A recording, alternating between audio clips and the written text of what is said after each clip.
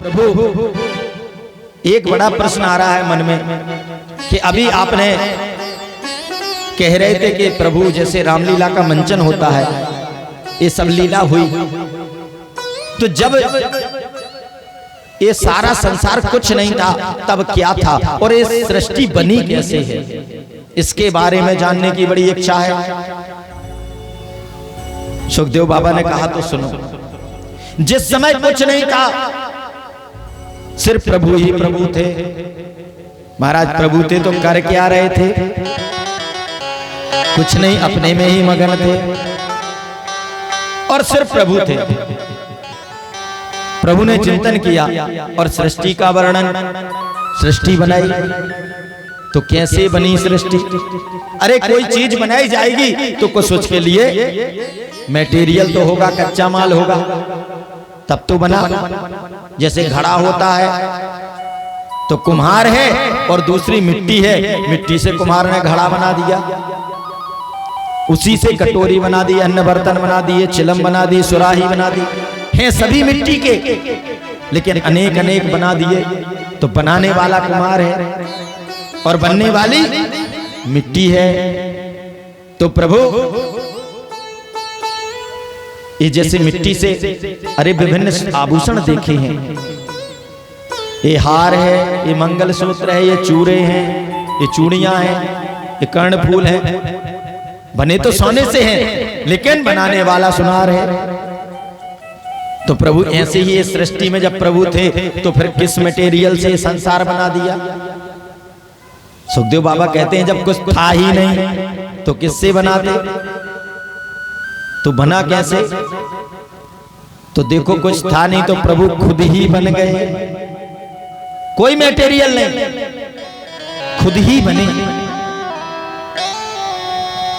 और यह स्थिति दोबारा जब जन्मोत्सव के बाद गोचारण लीला आएगी उस समय भी स्पष्ट करेंगे कन्हैया कि खुद कैसे बनते हैं। जब ब्रह्मा जी हरण करते हैं उस समय गाय और बछड़ों का, उस समय भी दिखाते हैं कन्हैया कि हम ही बछड़े हैं, हम ही गाय हैं, हम ही ग्वाले हैं और हम तो हैं ही, सब कुछ हम। तो प्रभु ऐसा कोई संसार में कोई उदाहरण है कि जो खुद से खुद तैयार हो जाए? ऐसा कुछ नहीं। तो बिना कच्चे माल के हमने तो नहीं देखा, बिना मटेरियल के। अरे रोटी है तो आटा होगा तभी तो रोटी बनेगी, कुछ तो रॉ मटेरियल होगा नहीं। तो देखो मकड़ी देखी है ना, मकड़ी कोई मटेरियल नहीं लेती है और जाल को बुन देती है। कहां से? अपने से ही बुनती है, कोई कच्चा माल नहीं लगता उसको।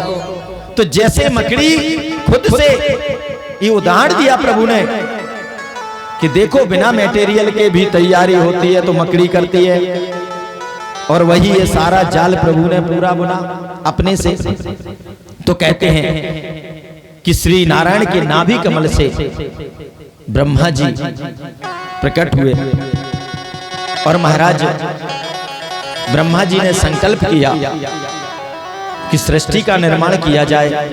तो संकल्प से 4 ऋषि कुमारों को, सनक, सनंदन, सनातन, सनत कुमारों को प्रकट किया और चारों बेटों से कहा, चारों बेटों से बोले कि भैया बेटा तुम लोग सृष्टि करो, संसार बनाओ।